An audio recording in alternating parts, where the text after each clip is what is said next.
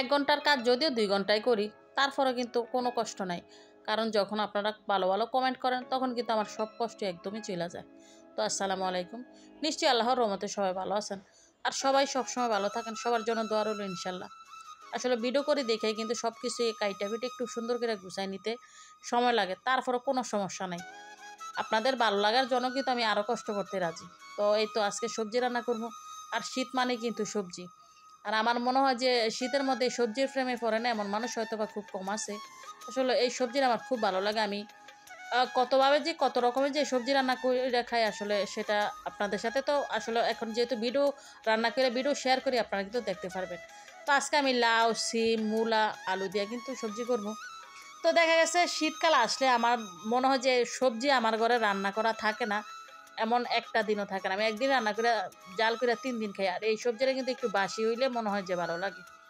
তো প্রথমে কাইটা নিলাম, এখন দোয়া দেয় করে নিলাম। তো সাথে আরও যা যা রান্না করবো, মুরগির মাংস নিয়েছিলাম, আলু দিয়ে রান্না করবো।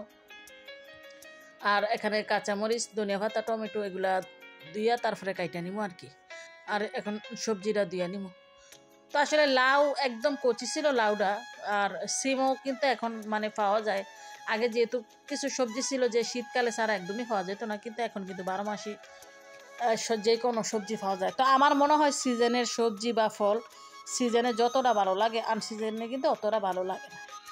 তো এই তো সবজিটা প্রথমে একটু পানি দিয়ে বসাই দিছিলাম, তো একটু সিদ্ধ হয়ে আসছে। আর কিন্তু এখানে এক এক করে সব কিছু দিয়ে নেবো। তো প্রথমে কয়েকটা কাঁচামরিচ কাইটা দিলাম, তো হলুদের গুঁড়া, লবণ দিয়ে দিলাম। তো অত বেশি মশলা না, আর সাথে শুধু একটু আদা রসুন বাটা দিয়ে দেবো এই আর কি। তো পরে বাগার দিয়ে নিবো আর কি। তো দেখা গেছে যে আদা রসুন বাটা দিয়া কিছুক্ষণ আরও জাল করে নিলে কিন্তু সবজিটা একদমই সিদ্ধ হয়ে যায় বোগা। তো এই সবজিটা কিন্তু আমার মনে হয় যে গরম গরম খাওয়ার চেয়ে একটু ঠান্ডা হইলেই বেশি ভালো লাগে খাইতে। তো বাকি কিন্তু সব কিছু এখানে কাইটে বিটা নিয়েছিলাম। আর লাউয়ের খোসার ভর্তা করবো, সেটা কিন্তু এখানে রেডি করে রাখছিলাম।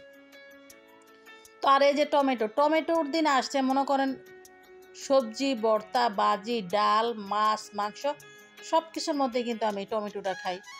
আর টমেটো কাছে থাকলে মনে হয় যে একদম সব কিছুর মধ্যে আমার দিয়া খাওয়া লাগে। আমি তখন আর টমেটো ছাড়া চোখে কিছুই দেখি না। তা মোটামুটি কিন্তু আমার সবজিটা রান্না করা হয়েছে, এখন বাগার দিয়ে নিবো। তো এখানে তেলের মধ্যে ফেজটা ভালোভাবে বাইজা নিলাম, বাইজা তো বাগার দিয়ে নিলাম আর কি। আর সাথে তো ধনিয়া পাতা অবশ্যই দিব, তবে দেশি ধনিয়া পাতা দিলে মনে হয় যে একটু বেশি ভালো লাগতো। তো বিলাতি ধনিয়া পাতা ছিল আর কি।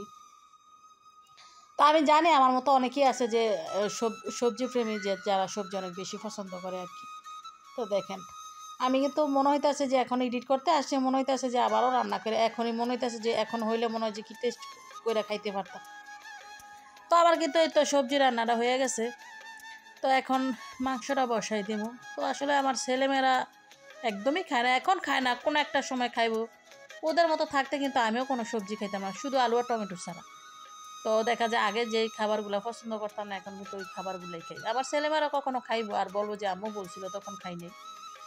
তো দেখেন মাংসটা রান্না কিন্তু হয়ে গেল। আর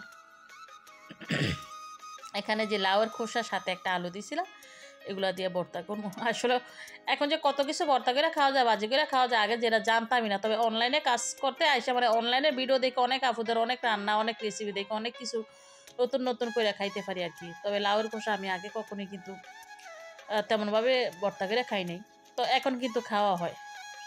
আর এই যে প্রথমে মানে কড়াইয়ের মধ্যে একদম লাইগা গেছিল, তারপর ভালো হয়েছে, একটু ফোড়া ফোড়া হয়েছে। মানে ফোড়া ফোড়া হইলে কিন্তু ভর্তা করলে আরও বেশি ভালো লাগে। তো তেল দিয়ে সাথে কাঁচামরিচ, রসুন, পেঁয়াজ দেওয়া অনেকটা সময় নিয়ে কিন্তু ভাজা নিয়েছিলাম, একদম ভাজা ভাজা কইরা তারপরে ভর্তাটা করবো। তো আমার মনে হয় যে একটু কষ্ট করতে পারলে কিন্তু মজার মজার খাওয়া যায়।